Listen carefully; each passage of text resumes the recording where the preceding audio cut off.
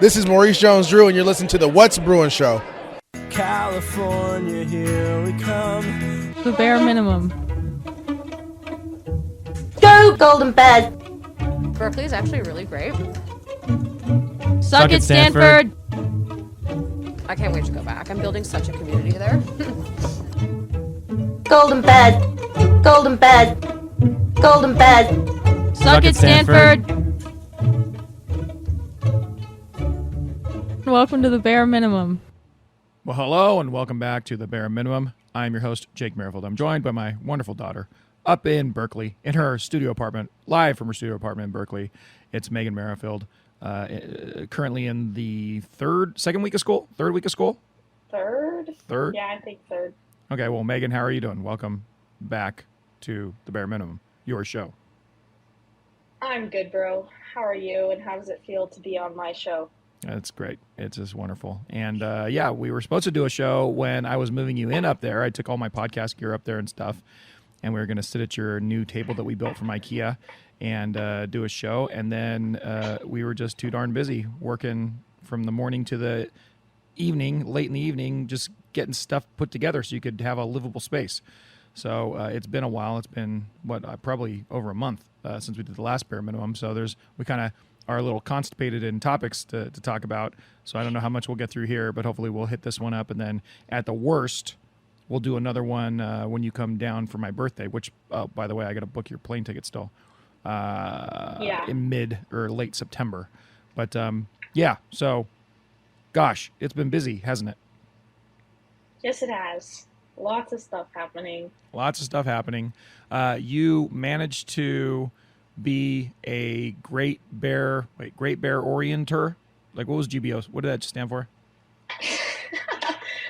Golden Bear Orientation Leader. Oh, okay, there you go. So yeah. So you were an orienter. That's wonderful. So you did that. Like, you went up early to guide a bunch of little incoming froshies around. And then you joined the band, and then you decided that you we'll get to this in a minute, but you decided that you were maybe not advanced enough for the band, so you stepped away from that. You moved into an apartment. You started classes. You added some classes. You're on the wait list for some classes. So let's just kind of go through what that first part of being back in Berkeley has been like for you. Let's start with GBO. So, by the way, and this is, of course, the Bare Minimum on the What's Bruin Show network. Thank you for listening. The Bare Minimum.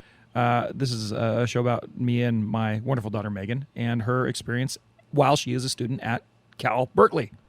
And so, Megan, what was it like to be a GBO leader?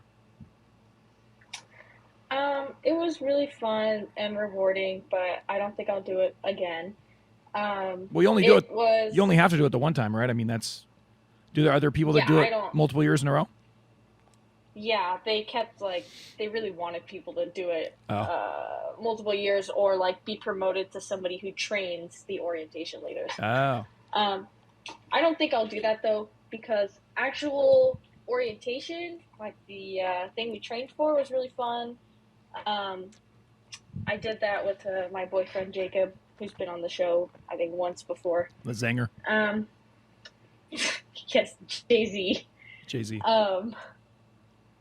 So that was fun. We went pretty. Oh, by the way, I'm a little pissed at the Zanger, and you can tell him I said so, because he's dodged me in our. He was supposed to make an appearance again on the Bare Minimum. Yeah. Right? A month ago when I was up there. The Bare Minimum. And he's been dodging the show. He was supposed to come on before he went back up. He was supposed to come on when I was there building all your crap. And instead, and by the way, instead of doing a podcast, you know what he did? He stalled by taking 4 hours to build an IKEA shelf drawer unit incorrectly. I know that was his secret plan to get out of doing a podcast. His secret plan was helping us move me in like a very nice boy. Yeah. And then he took like 6 hours to put together one IKEA set of drawers. Okay, but to be fair, it's IKEA, and it was just a weird piece of furniture. IKEA gets everybody now and again. But anyways, you tell that guy. Especially you. That was quite a funny. Anyway, maybe we'll get to that. IKEA is not good for people with anger issues. It's just fine. You just have to get the lay of the land. Anyways, you are so you're doing GBO. What were you're not doing GBO anymore, but you did it this time. Yeah. Just the reason why not? Yeah, go ahead. Yeah. The actual experience was really fun. We didn't really follow the handbook at all because it was just kind of overkill. Yeah.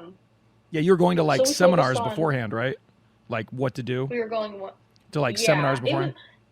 And by overkill, I mean like 30-minute safety talk, a 40-minute talk about resources on campus, and like, you know, things like that.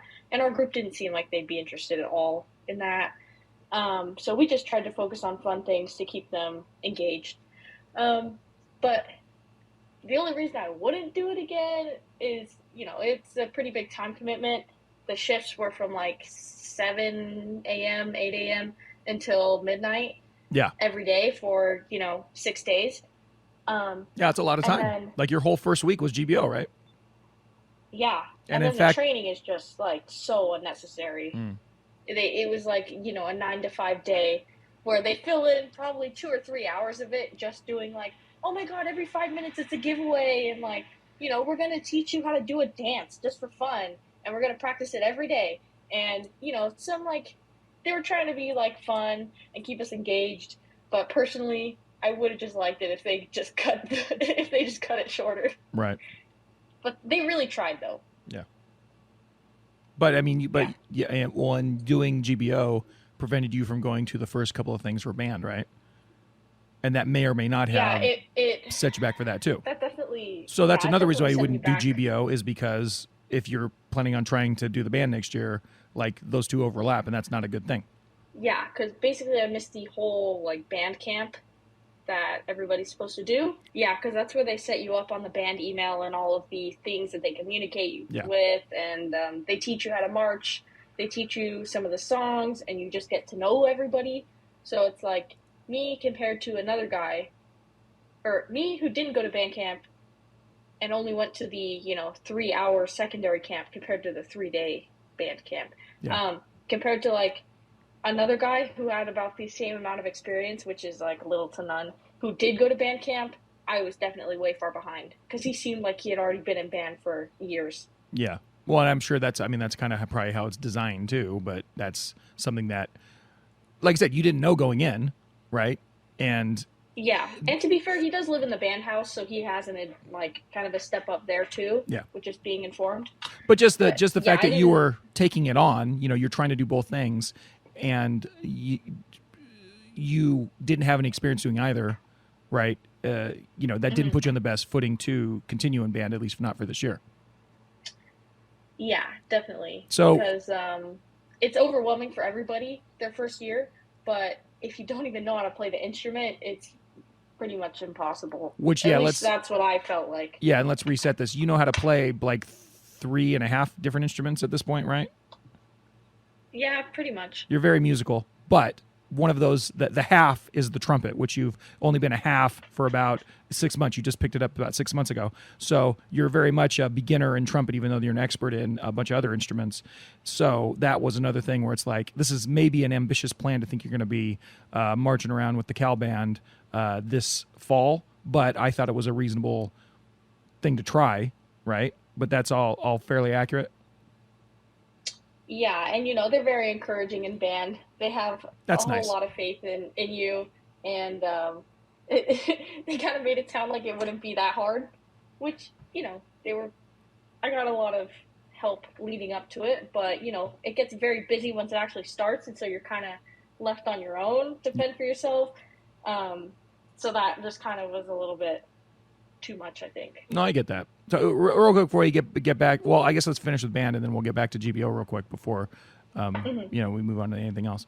But so when push came to shove, you missed the first couple days of band and then you go out for band and then it's just like trying to learn all the things at once, right? What was the most difficult part of the experience?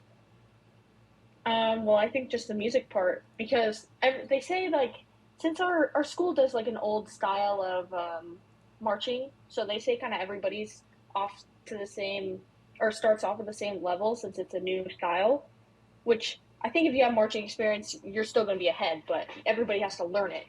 But then the music, it's like you can't really do anything else if you don't know the music, or like Yeah. you don't know how to play, because you are expected to march and play. You're expected to do a music test every week where you memorize like 4 or 5 songs at a time. And so it's like everything was dependent on the one thing, or like the main thing that I was still learning how to do. And, you know, practices every day for a few hours.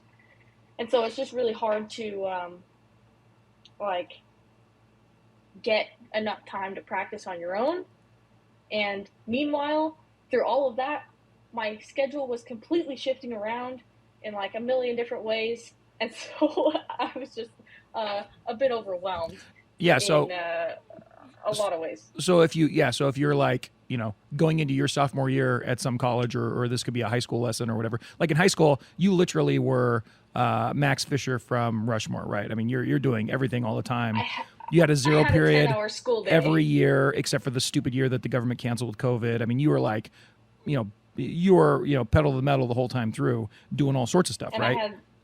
I was at school from 7 a.m. to 5 or 6 p.m. every day. Yeah, and you like started a club and did some other stuff. Like you were doing a lot of stuff that you were doing, right? But going into, and then when you're up for school your frosh year, you were dealing with learning how to live with roommates, being in the dorm, adjusting all that stuff, whatever. As far as like your activities last year, you kind of set your sights on a few things, but you didn't really come in doing anything. You were just a student. And then this year, you became the GBO thing. Yeah, I did. Yeah, and I did softball, but it got canceled for pretty much like 85% of the things. I totally forgot that. You joined club softball. Not the NCAA team, but you're on the Cal club softball team, which is really fun for you to do, fun for me to watch. Mm-hmm. But anyways, going into this year, you were trying to kind of do what you were doing in high school and kind of like throw everything at the wall and see if you can make it work. And that's really, it sounds like that's a problem that you ran into, right? It's like you are doing GBO, and that is like your entire schedule for the first like week minus one, it was like 2 and weeks. week 1, right? Like, so week 1 in the week prior to school, that's like has to be your entire focus because you have all the training and all the stuff to do. And then you're trying to add band in there, which, as we talked about, you're a novice, so you're trying to go in there trying to learn that from scratch. And then you have to add on to that the GBO fact that didn't end until the day before school started. Yeah. Well, yeah, and like there wasn't any grace period. And then you're also trying to add the classes that you need and figure out your schedule, like whatever normal college student you are too, right? So just as I'm trying to commit to a new major too. Right. That Yes. was the big issue. So I mean, I think it's reasonable to see why that didn't quite come together how we want. Now, when you're talking and about I'm starting a new job. Yeah, but have you started the job yet? Not yet, but that's not part of the was math kind on of this. Stop supposed crapping to on my be in point. there. Yeah, gee whiz. So. Okay, sorry. I'm just saying that's another thing that I have lined up that I had to consider that I didn't really, since I didn't start much of the stuff for that job yet, I did not really calculate where that job was actually going to fit in once I started. I probably, I don't think it would have worked. Okay. Well, okay. If I kept band too. Well, the point, what I'm getting at is that, if you are trying to go in next year, at least now you have this data, this information to where you can make a better call on what you can and can not have room for, right? And so that's probably why you're not going to do GBO again. You may try to hit the band again. We'll see how your trumpeting turns out, because you're still going to do lessons. And how our band actually turns out in the new league and everything. Oh yeah, by the way, what it'll league? Be way different with all the traveling too. What league are you in now, Megan? What league were you in? Pop quiz, hot shot. Pac-12. Is that the old one? Okay, the old one is Pac-12. Hold on. Let me give you some credit for that. Where's my Go Bears? Let's do. California, here we come. Okay, yes, you were in the Pac-12. Now, what conference are you now in? And do not look it up. Oh, it's the ACC. Oh my God! I knew. Giant cheater. I looked it up, but I knew what it was. Say it again. I just didn't know the abbreviation. I looked it up. I knew what it was, but I didn't remember the abbreviation exactly. Oh, okay, so what does it stand for then? So now that you're looking it up. It was like the Atlantic Coast Conference. So how do you feel about your team? Like, hold on. I don't want to take anything for granted here. Megan, what coast is your school on? The Pacific. And in fact, the old conference was called the what? What do you think the PAC stands for? Pacific. The Pacific, Athletic Conference, right? You literally were at a school in the Pacific Athletic Conference, and now you're in a school that's named after the Atlantic Coast.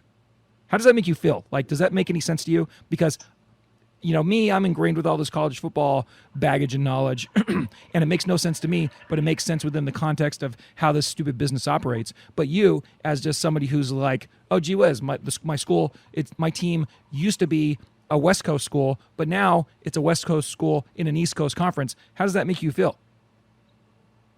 I think it sucks because, or wait, are we still going to have like a lot of home games, or is pretty much everything going to be an away game now?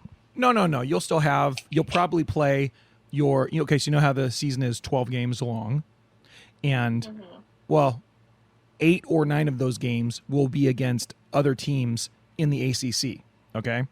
One of them will be against Stanford, so that's automatically one game that's out here. And then, at least we still a big game. Yeah, exactly. Suck it, Cal. Oh no, that's the wrong job. We mean Suck it, Stanford. Suck it, Stanford. Suck it, Stanford. Yeah. Thanks. So you're thinking, so you'll have 7 or 8 games that are that are against other ACC opponents. 3 or 4 of them will be away games, right? So you'll host some of those teams. That'll be just like any other game for you. But then 3 or 4 of those games will be somewhere on the East Coast because all of the other teams are, Atlantic Coast teams. So that's kind of bizarre. So it'll change it for that. What's going to be weird, and they haven't figured it out yet, what's your basketball team going to do? Your basketball team's going to be, yeah. That's what I'm more concerned with, honestly. And all the other sports, yeah. But in the short term, during your academic career, the big victory for us, me and you, like the Merrifields, is that me and you can now do a father-daughter trip to places like Duke or North Carolina, where hopefully your team has at least one game over that time. Depending on how the schedule goes, they'll probably have at least one there. And we can go on a cool trip to the South and go see some games in some historic settings, which would be pretty awesome. So we got that going for us. Yeah. But other than that, it makes no sense at all, right? You literally are it's weird going from the Pac-12 to the ACC, and it's like the Pacific Coast to the Atlantic Coast, and it's all just because the sport is weird and stupid and broken right now. So we'll see how that goes. But with that being said, what team did you guys just play in football? I don't remember, but we won by a lot. What color was the other team? Red? Oh my God, Megan. You didn't even watch a moment of this damn game, did you? No, I just saw the score. Goddamn college students. No, they're actually, I was trying to give you a hint. I don't have DirecTV. The team's name is watch it. The team's name is the Mean Green, because they're actually named after a person, Mean Joe Green. Oh, which is pretty cool. And it's actually the school that I went to on my football trip in the spring, and I was telling you, oh yeah, this is the team you guys are going to play in that first game. So if you remember anything your old man says to you, you'd know the answer to this. I'm very disappointed. I'm very never disappointed. Know the answers then. I know we're playing Auburn next. Yes. You're going to go to that game, yes? I just keep getting emails about it, so I think so. No, you have to go to that game because you're going to see all sorts of. I don't know how many people are going to go. It's a home game, right? It's a home game, yeah. But I don't know how many weirdos from Auburn are going to be there. But where's Auburn? It's in Alabama. Their rival is the greatest team in the last 20 years in college football, Alabama. Okay, and Auburn has not been as good, but they're still a proud program from the SEC. But the fun thing is that you get to see these people, and you know what their chant is when they like yours is Go Bears. What do they yell? Mm-hmm. I don't expect you to know. Just say I don't know. It's War Eagle. So I don't know why they yell War Eagle. I probably knew. Let's see. Let's look why they yell War Eagle. But anyways, there's gonna be a lot of fun Southern types to see a War Eagle, Auburn University. It's Auburn's battle cry, not a mascot or nickname. The phrase has a long history and deep significance So you're gonna be able to tell this to your friends. Where'd it go? Deep significance among Auburn family who use it to greet and identify each other all over the world. So I don't know where it came from. Oh, they actually had a mascot. War Eagle 1, War Eagle 2. That's awesome.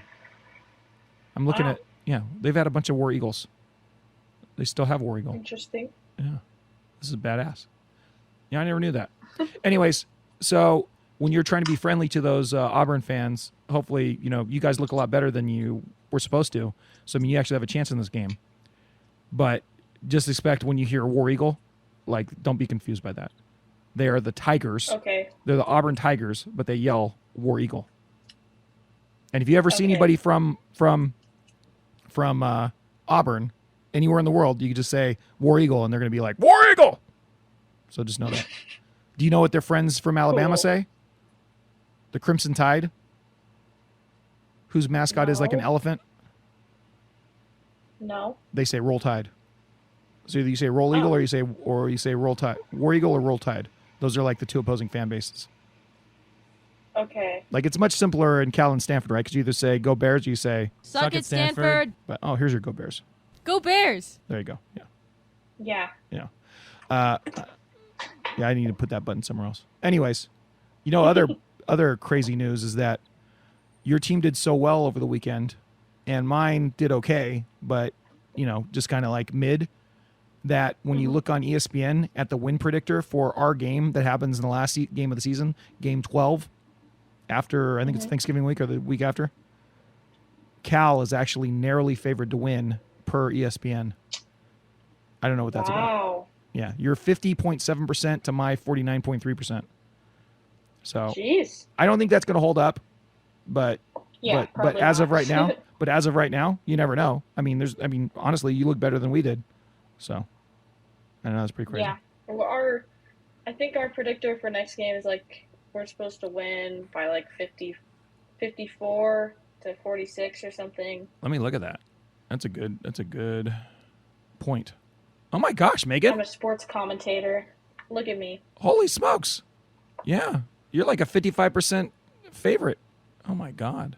But that's ESPN win predictor. Sometimes it's flawed, but that's still pretty exciting. If you win that game, that's a team that's won a national title in the last 15 years. That's a big deal to beat them. You start 2-0, you might be ranked. You might have a top 25 team. Heading into your third game of the season if you can pull that one off. I'd be very proud if that happened. Awesome. Yeah, and then you face Idaho, and then you take on Washington, and that's gonna be rough. All right. Well, anyways, so getting back to the GBO, what was your you actually are escorting Froshies around. What was your favorite part of your group, and did you like your group, and what kind of events did you guys do? Okay. To answer the first question, what was my favorite part? We had just this seemed to be everybody's favorite day too. I think it was towards the end, second to last day. We went to the Berkeley Marina, which all Cal students can go for free. Nice. And we went kayaking, and then me and Jacob were in a kayak, and all them were in it was. You could fit 3 people, so they were all grouped off, and they kept trying to race us. Me and Jacob annihilated them. Oh, obviously. Awesome. Very powerful couple. Slowpokes. Yeah, and then we all jumped off the pier, just into the water. It was fun. Oh, you jumped out the pier into the water? Yeah. I didn't hear about that, but that was fun. Did you guys get that on video? Oh yeah. I think so. Yeah. Awesome. There was one girl who didn't want to go in the water, so she was taking pictures. By the way, send me some pictures from all that stuff. Okay, I will. And then we went there was a little gas station by the bus stop we were heading towards. So we just got some ice cream and stuff. And then we got back. You guys are on a tour bus, or you're taking city transportation? Just city transportation. Nice, because that's part of the lesson, right? You're this is what you do. Yeah. Yeah, that's cool. Yeah. I'll tell you the most stressful part that's related to that afterwards. Also, coming up from the pier. Like when I was climbing out of the water, I like scraped my leg. Ah. It was like very minor. I still have like a little scrape, but it was enough for it to be bleeding and like sting a little bit, but nothing too bad. Yikes. But I guess there's something in the water, and like one of the kayaking instructor guys told me, like gave me antibiotics and stuff. But anyways, that was like the only mishap from that day. And then when we got back, we all just kind of went off on our own. And then we met back up for dinner. And at the end of the day during GBO, there's late night programming from like 7 to midnight, and where they just have a bunch of activities. So we went to the hypnotist show, and there were 2 back to back. We just sat in on both, or me and Jacob, I mean, and then there were like probably 6 people from our group who went. They were like the ones who we got to know the best. And the first show we kind of just watched. It was really fun. The second one, 2 of the people from our orientation group got hypnotized. Nice. And they went up on the stage, and it was crazy. He had them do like dancing or like pretend you're the opposite gender and talk about your ideal partner. You know, embarrassing stuff like that. Wow. Like, what superhero would you be? Did I ever tell you about how our friend got hypnotized? No. So Colby, the best man at my wedding, and you know, he's very accomplished man from Lone Mart, One Hair Lone Mart. The mic I'm talking to actually was donated, or actually I stole it from One Hair Lone Mart a long time ago. He lets us use his mics, and I never gave him back. But anyways, when we were in college, we were college age. I don't think I was at UCLA yet. I might have been. They did some sort of hypnotist thing where they went to go see one at like a comedy show or whatever.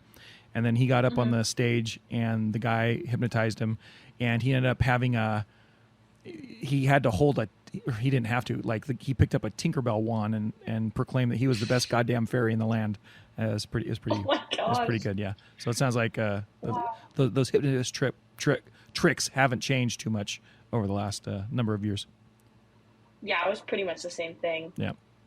Or like the guy, he would be like, okay, I'm turning into the hottest woman in the world, and now you have to slap yourself every time you have a dirty thought about me. And then he like bent over, and That's they were so all terrible. like slapping themselves in the face. That's so terrible. Yeah, it was pretty bad. And then after we went, and we got waffles at Little Gem Belgian Waffles, and it was just a really fun day. Very eventful. Cool. That's good. So, and then do you have any of your friends or did you make any friends that you're going to stay in communication with, you think, or?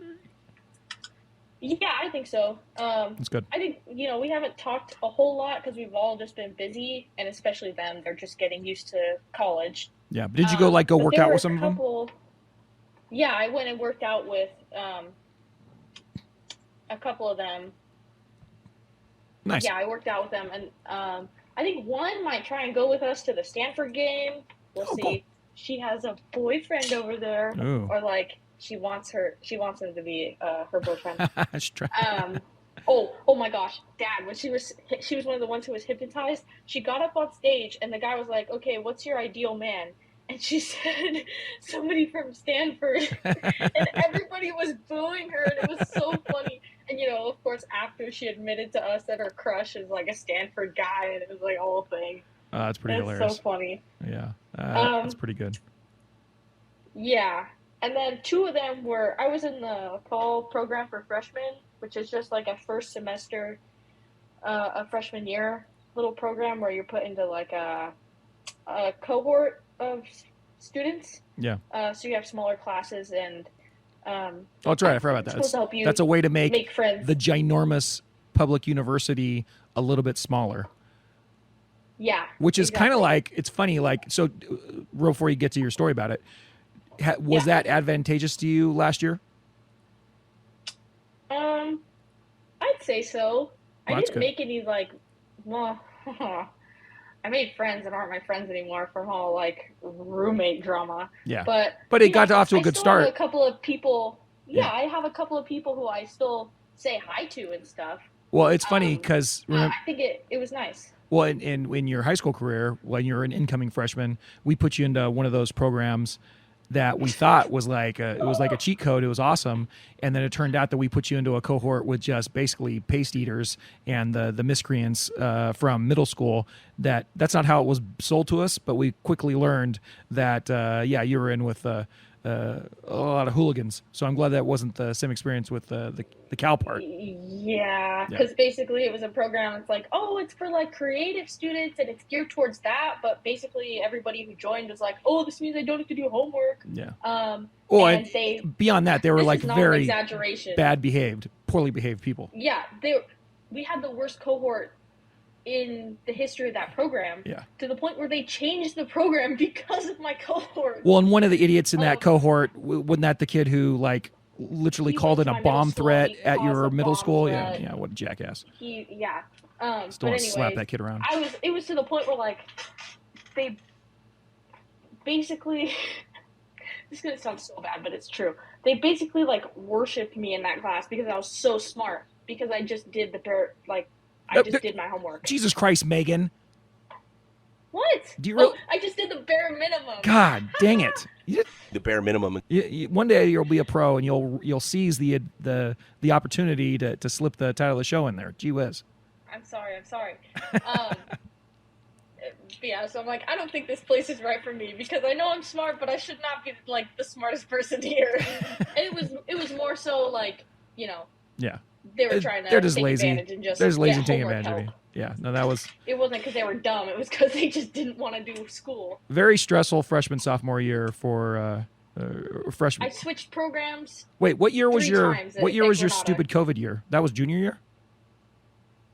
That was That would have to be junior year, because that was Molly's freshman year, right? Or no, it was sophomore year. No, that was like it was sophomore year. Yeah. But it was like the end of sophomore year and then all of junior year. And then we went back for the start of my senior year, but we still didn't have any football games, and our senior quotes got banned, and we couldn't have those anymore. Not from COVID, but from other reasons. Yeah. And More hooligans. we More hooliganism. didn't have homecoming or like any of the other fall events. Good Lord. They didn't actually come around until spring. All right. Well, all we can say to that is it was just in time to have a prom and a graduation. That's right. All we can say to that is Suck it, Cal. California, stupid government. Government totally sucks. But Oh. all right, anyways, we'll go ahead. What do you want to say? Anyways, my point was there were a couple of people who were in that fall program for freshmen. Yeah. And so we got to show them the building, because Google Maps pulled up a whole different one where like a lot of homeless people like to hang out, and it's pretty sketchy. And so I'm happy I showed them where to go, because the only like really annoying thing about that program was to have the smaller classrooms. There's an extension campus that is in downtown Berkeley, and it takes like 20 minutes by bus or walking to get there every day. So it was nice to show them, because they didn't even know how to use the bus. Wow. Oh yeah. Well, it's good. That's a nice service. They were texting me on like the first day of school and stuff, being like, "I made it." I'm like, "Good job." Yeah. Or like, there's another girl in the dinosaur class I took, and I just warned her that it's a fun class, but you actually have to pay attention, because the grading is really hard. Yeah. No. And Totally. The tests are like terrible. One more question about GBO before we kind of close it out. It's been great, but Okay. I want to keep these around a half hour. But how many times during the GBO program, or going back to when you were an incoming freshman, how many times do they admonish you to stay away from People's Park in some way, shape, or form? At all? No. Wow.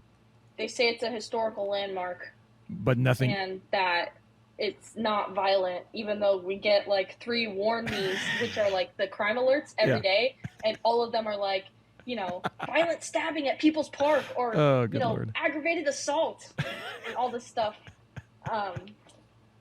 Yeah, so we had to warn them, but it's important to warn them, because one of the student dorms, Unit 2, you have to walk by People's Park to get there. Yeah. So it's really important that the students know that. You're aware. And it's kind of like if you're just walking downtown between the dorms and school, you could turn a corner and all of a sudden you're at People's Park. So it's pretty important to know where you are. Whammo bammo, there you are. Yeah. it's literally right across the street from the dining hall that Unit 1 and Unit 2 share. Yeah. Okay. Well, Yeah. this has been terrific, but I want to kind of close it down, and then we'll come back again when I see you in September, or at the end of September, I hope. Number one, have you managed to drive your car and park it at least one time without crashing it? Scraping Why do you it. have to ask me this question? Crashes a little strong without scraping it. Have you successfully Yes, done I it? have, but it's not been as high of a percentage as I would have liked. Well, the last time you parked it, did you manage not to scrape it? Yeah. Oh, well, that's good then. That's progress. I need some trumpets If for you that one. ask any further back, I can't guarantee you'll Go like the Bears! answer. Go Bears! Go Bears! Okay, you're on a hot streak. You have a streak of 1. What's your confidence level in It's being so able to park? terrible. What's your confidence level of being able to park without scraping your car up again? Like on a scale of from 1 to 100, like what 100% being you're fully confident. Probably like a 55. Oof, that's rough. Okay, probably like a 65. Well, you don't have to make it up. I just want to know what your thinking was. Like, you're thinking. Well, You're thinking. I've managed to do it twice since like the bad one, in which I turned a corner in the extremely narrow parking lot that is under my building. Yeah. And I scraped The parking lot that was entire built side in, of my like, car as I 1905. cried while I heard it crunch against a wall. Rip. All right. Well. And the first time I scraped it against a pillar. In that. Oh wait, the you same whoa parking lot. whoa! I was not aware. You actually crashed it in more ways than one. I thought both times it was scraping against the pillar. No, the second time was worse. Jesus Christ. Okay, the first time I just got a little spot because it was just the corner of the pillar. The second time it was the entire side of my car because I was like, oh, well, I couldn't get in last time, so how about I try and go around? That was a huge mistake because there was not enough room for my car. Was it the same pillar or a different pillar? No, it was on the opposite side. So wait, The one I got going in. The next one I got going out. Oh Lord, different sides of the car. Yeah. Oh my God. That's so limited to one I'm so side. sorry for my car. I love you, Missy. I'm so sorry. Oh my God. All right. Well, what can you say? Chicks, man. I mean, gee whiz. Shut up. All right. Well, it's been wonderful. So. Has it? All right, this is fun. So, anyways, we will chat again another couple weeks, probably. Obviously, just recording. I'll chat with you much more before then. But Megan, I guess good luck now that you have your classes down and getting your schedule down, and we will see what's going on. Towards the end of September. Okay. Have fun at the Auburn game. Make sure you take down some notes about the Auburn game because I want to hear about that experience and the people that you encounter for that game. So get there and absorb. And until the next time, I guess there's only one thing left to say. Go Bears. And Suck it, Stanford!